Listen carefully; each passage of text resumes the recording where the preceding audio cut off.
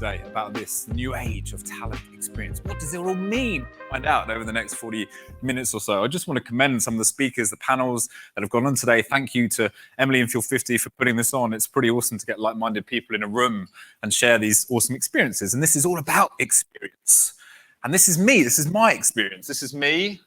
I am made by a number of things. First and foremost, I'm made by my wife, my beautiful, beautiful wife. I'm made by my daughter, sometimes feral beast on the left-hand side. Beautiful princess. I'm made by dyslexia. So if you see typos throughout this presentation, that's why. Always a great get out of jail free card. And I'm also made by my experiences. Every single one. Since I was born, I've been made by the things I experience, the things I see, I touch, I feel, I taste. And for me, I was born, and thank you so much, Larry, for that kind introduction that I wrote myself, so thanks, yeah. But I was born to reinvent how we think and feel, that word feel about work, right? That's what I'm on this earth. I believe I'm on this earth to do. What I value as a human is imagination. I value energy. Hopefully you can see some of that coming through today. I value humanity. And of course, my family, my beautiful family. I'm very lucky. The experiences that made me, though, so this is interesting, right? I went to university in Teesside. Why? Teessider. I was not bad, right? Not bad. Yeah, apologies to any Teessiders listening. And whilst I was at university studying performance for live and recorded media, some of this is paying off. Yeah, good. Yeah, I'm still living my dream slightly in the acting world. Whilst I was there, I worked for Nando's. Hands up if you've heard of Nando's. Have you not heard of? I'm sorry, for our American friend, Nando's is basically a chicken. It's not KFC, but it's a bit better. It's a bit fast. They're not as fast. There's chicken involved, essentially. I was a griller at Nando's, right, at university. This led me to know that free chicken equals friends. I lived with a house of 4 other men who like chicken. And when I worked for Nando's, I was able to take home free bags of chicken. They don't do this anymore. So working at Nando's meant, friends like chicken. I then tried to crack the industry of acting. I went to Los Angeles, I went to Hollywood and experienced things that are simply wonderful to build you up, build this imagination. I then came back down to earth with a bang and then worked at Hamleys Toy Store in London, which needs its own TV show, by the way, because the staff room at Hamleys is something like you've never seen or experienced before. I worked for Marvin's Magic with thumbs. So I was the person selling you these magical thumbs. And that obviously led me a new experience into being a kids entertainer for a very brief period. Now, when I talk about laughter and I talk about tears, folks, there's nothing that builds resilience than being a child's entertainer. When you are standing on stage dressed as a blue Thunderbird with a pet orangutan on your arm, that's really, really meant for kids between 3 and 5. And some poor dad trying to do his best has booked you for his 9-year-old's birthday party. And the 9-year-old, surrounded by his friends, looks you dead square in the eye and says, "Why don't you go and die, Captain Fantastic?" Nothing builds resilience like being a kid's entertainer. I then moved into the world of sales, frontline sales, actually. I got people to ride penguins at London Aquarium. Not really, that would be against all sorts of sort of humanitarian laws, but on a green screen, taking photos. Again, building resilience, members of the public, but an experience that taught me something. I couldn't speak French, I can't speak Spanish, but when you work alongside tourism, what you're able to do is understand exactly what people need without understanding what they're saying. An example, I was behind a queue at McDonald's right next to where London Aquarium is, waiting to get my lunch. And the person who was in the front of me was wanting ketchup, obviously. Couldn't speak English, though. And they were talking this through. And the person on the other side of the till, I've just got no idea what you're saying. So I leaned in and said, "She wants ketchup." And see was met behind me. And yes, exactly. So you learn these things through your experience. I then thought, actually, if I can train people to do different things, think different ways, that's actually a little bit of a superpower, and that sounds pretty fun. So I did that. And then I went back to education. I got my HR qualification. Actually, that's not enough for me. I want to own the entire people landscape. So I've got a performing arts degree. Now I do my HR degree, or my HR CIPD qualification. So I move into a head of HR role in Manchester for a tech business, so I can start to shape the people agenda a little bit. I go back to school, and I'm not sure if many people are able to combine a performing arts degree, and now I have a master's in employment law. And what that really is telling me is that I really want to be on Law and Order or something like that. Maybe there's still time. And then I got an opportunity to arrive at an organization that didn't quite know what it needed when it came to the whole people experience when it comes to L&D and training and transformation. And this organization, this beautiful organization, is called Fishawack Health. And Fishawack Health is born to imagine a healthier world and create the connections to make it happen. And right now, I'm in the privileged position of leading some wonderful human beings as the head, the global head of career experience. When I joined, that title was actually professional development. And that's what they coined L&D. And I'm so sorry if that's in your job title right now, but I just found it so boring. It's something we've done so long, for ages and ages, and it needs reinventing, it needs reimagining. That's why career experience landed where it landed, because we don't just train. You guys know this. We don't just train people. We're not just L&D. We impact the entire employee life cycle. From the moment they come to us on day one to the moment they become an alumni. It's a nicer way of saying fired or left the business, right? But we organize and we impact and we shape how that feels. And we're built by these experiences. Now, I've got another exercise for us to get involved in. I've scattered on a couple of tables a piece of paper, not on everyone. In the middle of a table, you might see a piece of paper with an X on it. If you have that, can you just grab that piece of paper and maybe put it up? Your hands, one there, one there, one there. Thank you so much for volunteering. Guys, I'm going to give you a little bit of time to think about this. But you there, Emily, I'm not going to lie, I planted Emily. Emily's in my team. Emily, I want to ask you a question, right? I told you what I'm made by, what I'm born to do, and what I value most. And our experiences, our shared experiences, the stories we tell shape us. I want to hear some of your stories. Emily, would you mind very briefly trying to crack and answer some of these questions? What are you made by? What are you born to do? What do you value? Okay, so I would say I'm made by an incredible history of very strong, powerful, strong-willed, strong-willed women in my family. So they're incredible. Lots of Irish roots as well, as you can tell by the hair. Theatricals as well, so also have a theatre background, as you know, Nick. So all that kind of passion that's involved and dedication within the theatre world. Great. What are you born to do? I am born to be creative, think outside the box, use my imagination, problem solve, inspire others, and support people, and be there to help. Just help anyone and everyone. I love that. And what do you value most? 2, 3 things. Okay, 2 or 3 things. I'm going to give 3 words. Okay. Beautiful. Beautiful. Authenticity. Wonderful. Passion. Great. Thank you so much. Emily, big round of applause. Emily, that was good. My ex marks the spots, please. If you don't want to share, obviously you don't have to, but maybe pass it to your colleague to the left of you or right of you. Would you be able to share a couple of words? Have you ever had an ex or someone on your table? Would you be up for that? Anyone who had an ex? Yeah, thank you so much. Thank you so much. I'm literally the only one on this table. Thank you. I'm so sorry that worked out for you. I think it might be a sign of my personality, but there we are. All right. Hi, everyone. My name is Chris. Hi, Chris. I work in admin insurance. I'm going to be really boring and say that I'm also made by my family. Absolutely. My brand new daughter is 4 months old. Longest. Thank you. Amazing. You've all acknowledged it now, so I'm going to have to go around and show you pictures of her because it's the longest time I've been away from her.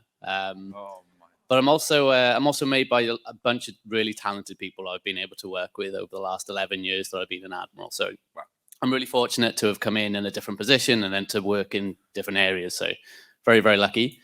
I'm born to develop people. I'm line manager. I've been managing teams since 2016, and I really enjoy seeing people develop and helping them learn. I try and be a servant leader where I can. Value, I definitely value innovation, development, but the one word that I like the most is progress. And that's my values. So, thank you so much. Massive round of applause. Thank you. I won't pick on anyone else, I promise. I've done that before and asked people to sing. It's gone down badly, as you well. Not just the singing, actually, but everything else. Right. Our time together, we've got 30 minutes or so left of this session. Time flies when you're having experiences that make you smile and laugh. Hey, it's great. We're going to talk about why. So, sorry, I'm going to introduce another 3-letter acronym. TXP, talent experience. Why does it matter?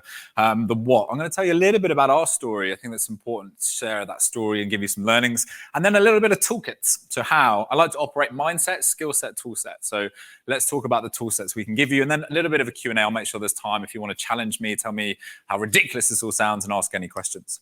So this is often all of us, right? Why? It could be either why or it's a why. Sometimes it's a why, but this is a why. So one thorn of experience is worth a whole wilderness of warning. Just like let yourself reflect on James Russell Lowe there for a moment. And now quotes are great. They make you feel different things. You take different things from them, your own perspective or your own experience. For me, this resonates, it sings. That one little thorn, that risk of getting that prick is so much more impactful than just letting us be scared of the wilderness and what's going on. Why? What is the purpose of life? Just a really quick question. What is it? What's the meaning of it? If we had to simplify it down, what do we want from life? Shout, what do you think? What do you want? To learn, yeah. What else? To be happy, love that. Fulfillment, joy, yeah? Now, yes, being happy. How do we create happiness then? This is a really interesting thing. So I'm going to take you to a bit of scientific research. The Journal of Experimental Social Psychology in 2020 published a paper, and they found that experience promotes happiness. The title of the paper was Spending More on Experiences Promotes More Moment-to-Moment Happiness Than Spending on Having. What that means is, if you look at this chart, material things and objects like electronic goods or materials, transportation, home goods, furniture, etc., getting stuff makes us less happy than doing stuff. Right? That's in the world, that's in our life. How do we then reflect that inside our four walls of our workplace?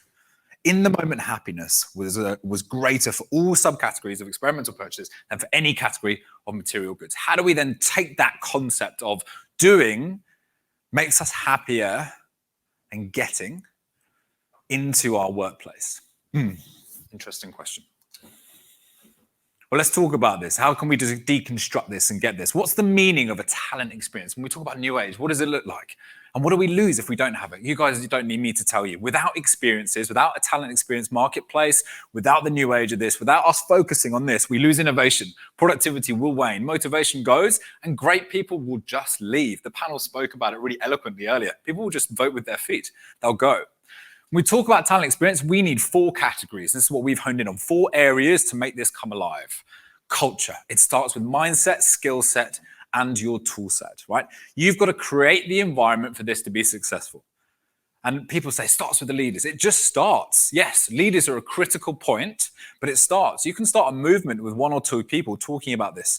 Drum beats, not lightning bolts, is one of my favorite expressions around leadership at the moment. Drum beats, not lightning bolts. You need to just start. You start creating a culture, start creating a movement. Then we need to categorize what an experience is. And most of us think experience has to be the big heavy lift, which is moving jobs. So it doesn't have to be. This is an experience. Connecting with someone you've never met before is an experience, no matter how big or small, a new piece of work, a new project, a new client, a gig, a relationship, and of course, promotions in our jobs. Learning, we're all here in the first place. Someone said, what the purpose of life? Absolutely, progress, learning. You've got to attach skills. TXP only lasts if we focus on the skills that are being acquired, retired, or that need a bit of inspiration. They need to be inspired, right? Retired, acquired, or inspired. Those are the 3 sort of sets and learning life scale of skills. We've got to think and focus on that.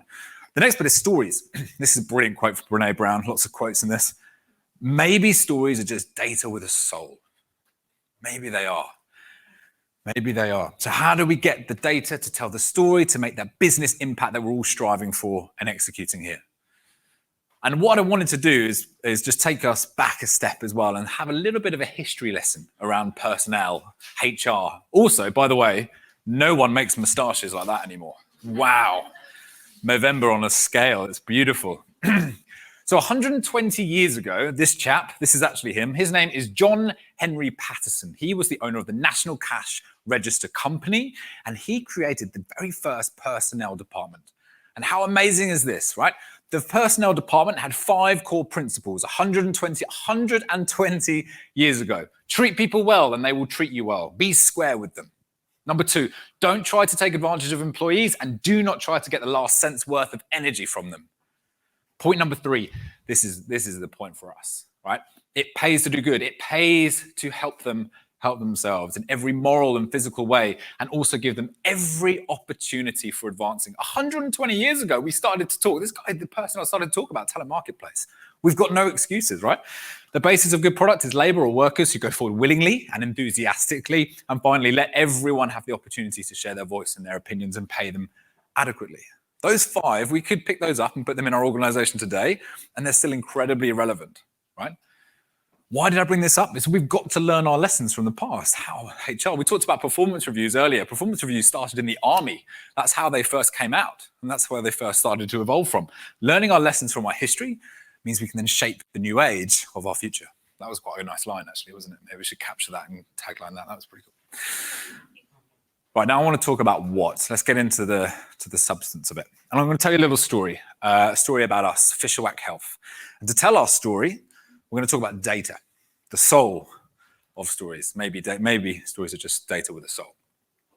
Here's what we learned pretty quickly through pulse surveys, exit, onboarding surveys, and I'm going to hone our attention. This is what people were telling us as they joined and as they left our organization. Now, the number one reason people left and are leaving us is for lack of progressional pathways. Number 2 is skills aren't being stretched or utilized. That's funny because the number one reason people join us is for development opportunities and career growth. So the number one reason people are joining us is the number one reason people are leaving us. There's some work to do there for us. That's a really cool story.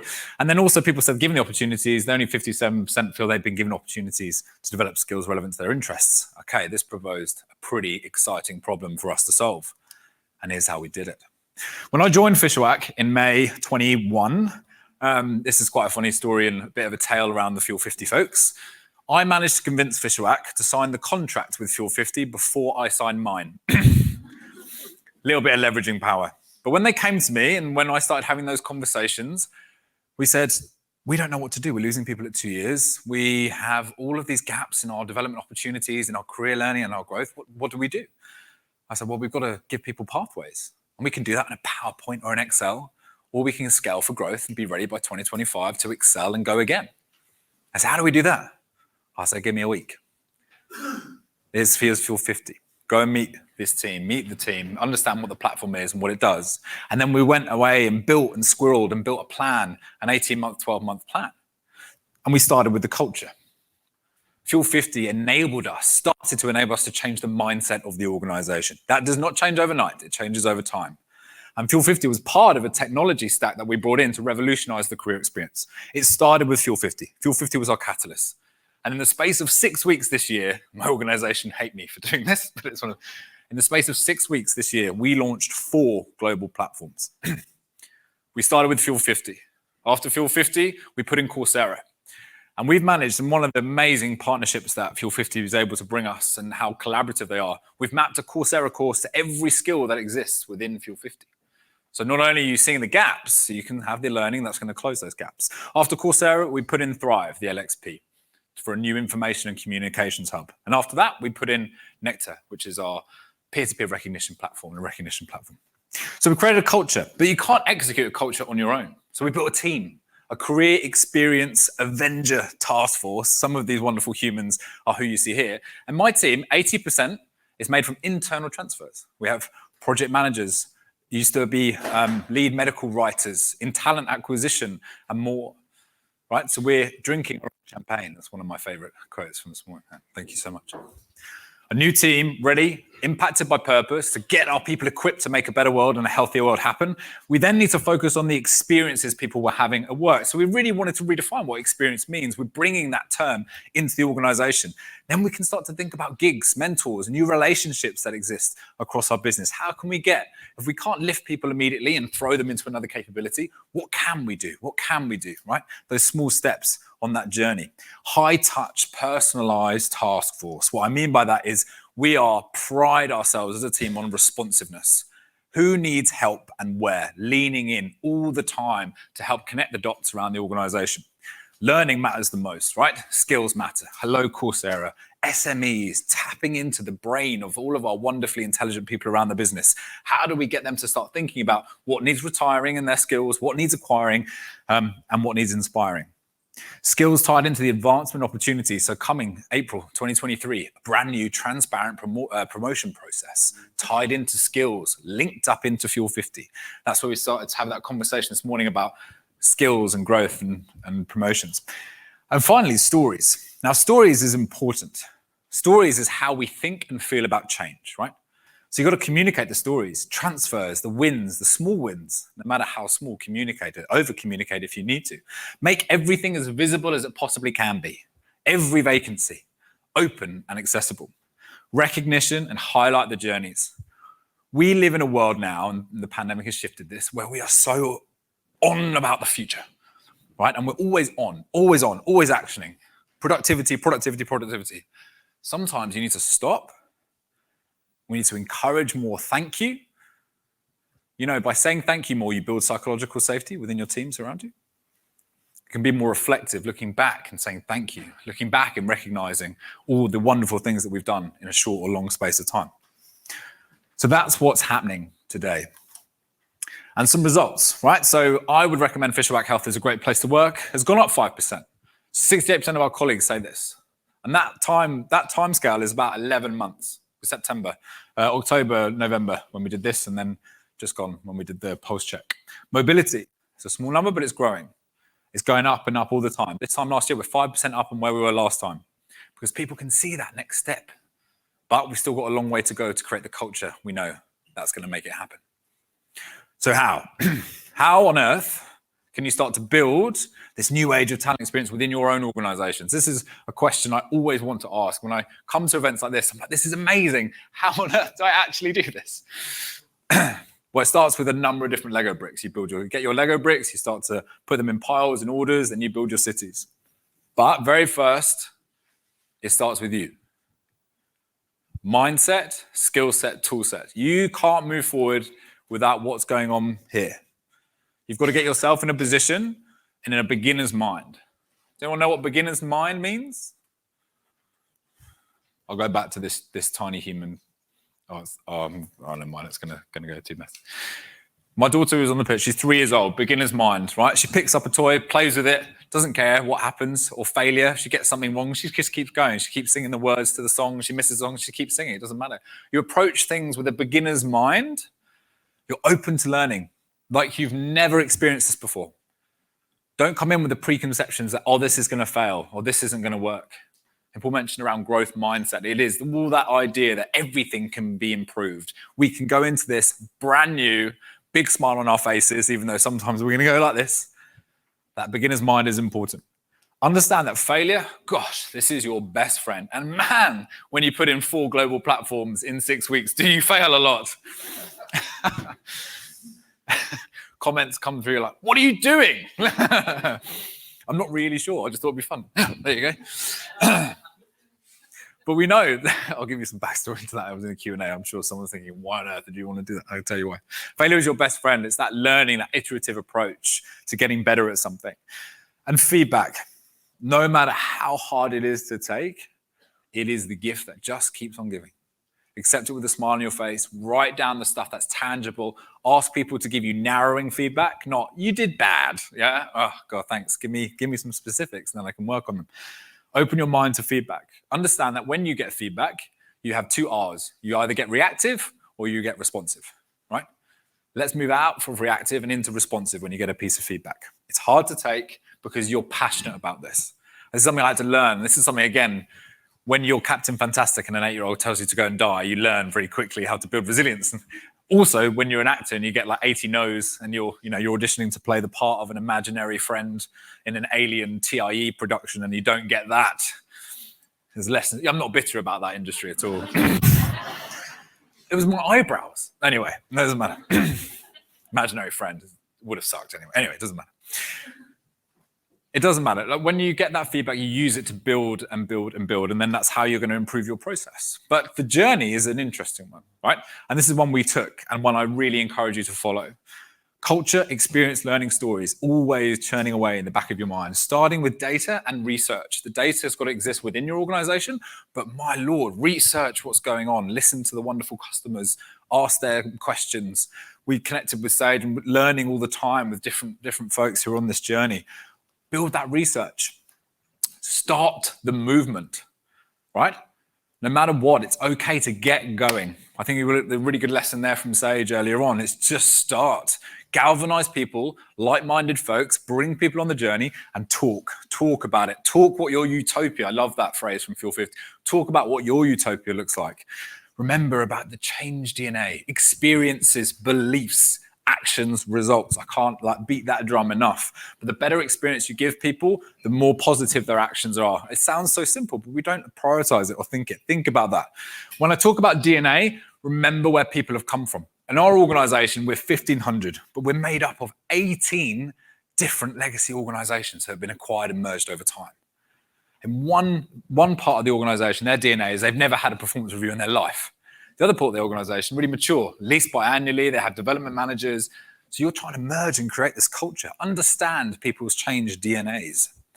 I love this phrase, and I can't say it was me. I stole it from Culture Amp, who we use for our data, our employee survey data, but it's brilliant. You need a combination of well-trodden paths and rock climbing walls where people can change their careers. Right? I think we touched on this before, but we have this myth that the generations experience and want very different things.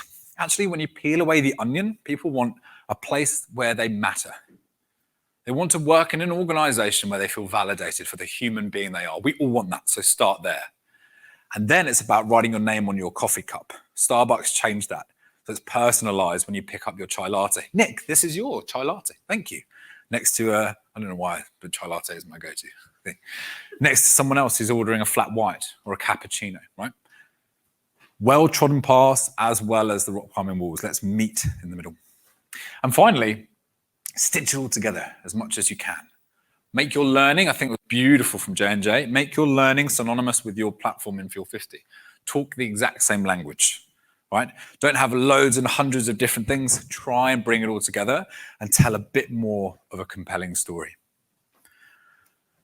And the final message I wanted to close on is something I learned the hard way and also the right way. Right now in your journey, this is the most important thing. We learned a lot about speed and going, but if you turn this dial there and your compass is behind you, you're backwards, you're running backwards. The most important thing is where you're going. Have that northern star. Once you have the clear direction, you can change this dial up and down as the wind changes. You need to, as the time tells you to. But you get this right, every single action, every step in the sand is in the right place and is going to make a genuine difference. And what will happen is all those tiny actions, they build up over time, right? It's the wonderful analogy that you can't really pinpoint the day or the moment that you fell in love with your partner, right? It's a build up of all these small actions that create that feeling of love. Exactly the same thing when it comes to creating this experience in this world we're trying to do for our wonderful human beings where we work. Direction, speed, drum beats, not lightning bolts. I'd love to chat for about 10 minutes if you've got the time.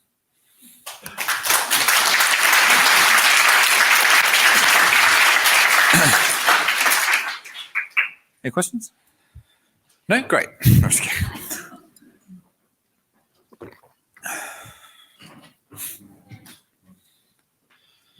Thanks, Mel. Hi, Nick. Hi. I'm Sinead. Sinead. That was smashing. Thanks, Mel. It was really great. How's Glassdoor?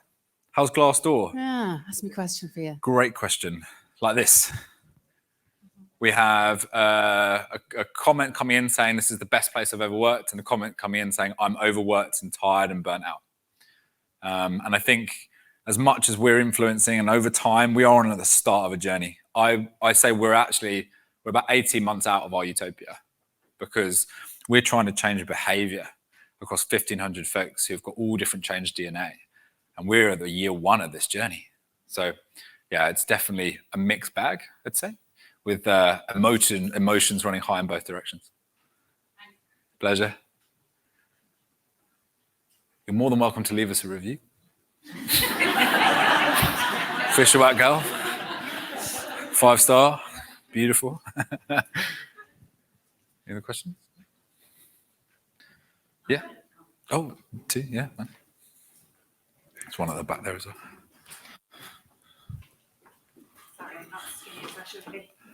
I can't do anything from Captain Fantastic Was there a question in the back legally. of the room first? No? I really love the mindset, skill sets, tools sets. You know, it's beautiful and powerful, I think, for enabling people. So really love that. But tell us about the thinking like a beginner. You know, what's your 3-year-old asking if she's 3 yet? Why, right? Why? Yeah. Why? Yeah. So it's why are you doing that? Where are you going? Why are you doing that? Where are you going? Great, such a good question. But the imagination, right? When we're children, we have this beautiful imagination. We color things, we draw things. You know, when I was at home, you know, Aurora said, "There's a tiger on the floor. Can you get rid of it?" Like, of course, like deadly serious, right? I've got to throw the tiger out the window. But that movement, that play, that laughter. I'm not saying, you know, what are our tigers? Where are we imagining? Life is worth living. Life is here to be lived, right? Happiness. That idea of experience drives happiness. That was an experience rather than just material things. So it's coming at it from a mindset and eyes wide open, going, anything's possible. And it's okay if stuff goes wrong, but we know the direction is right. And that's what makes failure even better, because your direction's right. You're learning, you're iterating, and get better all the time, but it's coming from that perspective of eyes wide open, wonder, right? Baby, like, it's from a really good, if any of you don't listen to Headspace, they do like an everyday podcast, really cool. And yeah, one of the podcasts is about just baby elephants. When they're born, they just trundle out. And it's just like this idea of be the baby elephant. They just go and explore things and wander away, and they learn really quickly what they should and shouldn't do. And they take that, but yeah. Okay. Hi, just you said 4 platforms in 6 weeks. Yeah. And you said you'd talk about it. Can you talk about why you did that? Yeah. I was on the mindset of, we have these big gaps. So similar plan, we've got all these big gaps in the organization, and we've got to fill them with technology, not admin and process and paper, right? We've got to fill them with technology. And I'm thinking 2025, what do we look back on? Where's our utopia? If I spend a year, and all of us have just signed up to the fact we're agile learning, iteration, right? In agile learn, iteration, embed. Over the course of 12 months, we embed 4 platforms rather than a year, roll out, learn, do another year, roll out, learn. I just think life's too short. And also, they clearly closed a gap. Now, the lift, and I apologize to these wonderful human beings, because implementing 4 platforms in the space of 6 weeks requires a gargantuan effort. But we look back and our adoption rates are above 70% across the board. Our LXP, 80% return users. Fuel50, we're at 93% return users, right? So it's heavy lifting, but we now bake in organizational process into every single platform. You have to go to Fuel50 to have your quarterly career conversation. If you don't have your quarterly career conversation in the future, right, that's how you're going to get advancement and progress. That's a motivating factor and a why. For Thrive, we call it Connect ILXP. It's where you go to get the information from John, our CEO. You want to hear that, right? And all these different things start to embed and start to intertwine into our culture. Now, there's always light with the dark, right? There's always the this is a lot, and we've got change fatigue, and the state of the world at the minute, right? And it's another thing. That's why understanding DNA, but weighing up the risk. And we thought the risk was right. Others may disagree. That's okay. I've got a question. So you said that you knew, opposite to us, you knew you needed Fuel50 before you even started. How did you know? And how did you know Fuel50 was the one?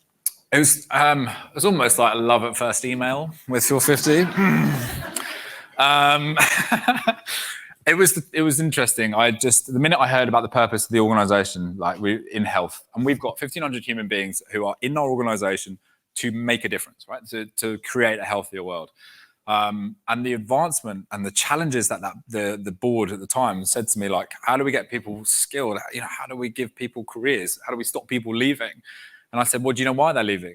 And I said, no. I said, well, we need to get under the skin of that and figure it out. But I said, there must be a better way of doing development. It's got to be out there. And then I went away and I researched and took a little look at it. And the minute I came across Fuel50, it was like, yeah, done. Let's get a demo. I think I was like that. And the minute then I was like, you guys have to meet. This solves exactly what you said. There's no such thing as a silver bullet, but it's a bronze one, right? It's pretty close. And as long as we get the behavior change with it as well, that's going to be key. And then for some reason, it must be some sort of trickery that I planted over them. They just agreed. They agreed to it. And then I wasn't leveraging it. Like I wasn't saying, you've got to sign this or I won't sign, but it was just the right relationship at the right time. And then I've got to say the journey from Ayaz, who was very patient with us as we went through leadership change and we were rebuilding our architecture from ground up. We had nothing, was really patient, and Christina's been amazing. So yeah, it was just a right match, I think, for us. And there was no need, like, I know obviously people go out to tender and due diligence, which is probably the smart thing to do. Life's too short. It was right. It was just the right call. Life's too short. Yeah, exactly. Exactly. Trust your instincts. Yeah. Thank you for your presentation. It was brilliant, really inspirational. Thank you. My question is, so I've got 2 boys, 23 and 18. And when you ask them what they're born to do, they've got no idea because they're so heavily influenced by social media. They're kind of lost in it all. Yep.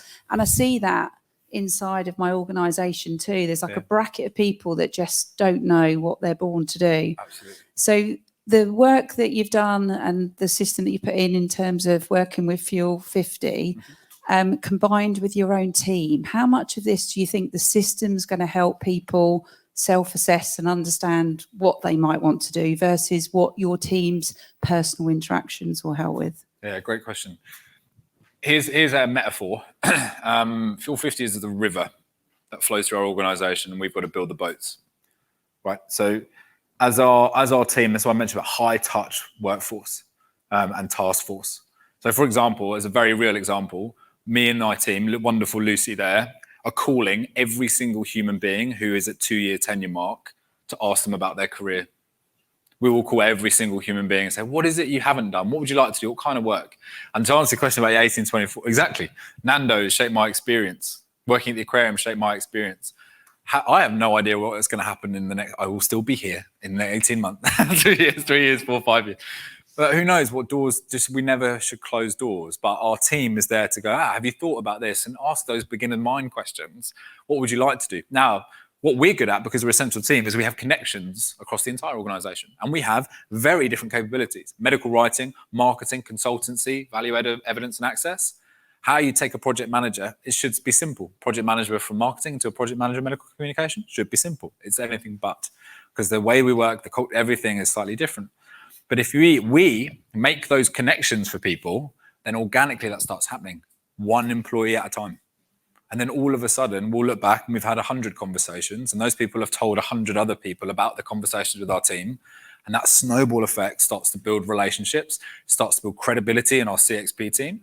And that perception starts to light people up. Thank you, guys.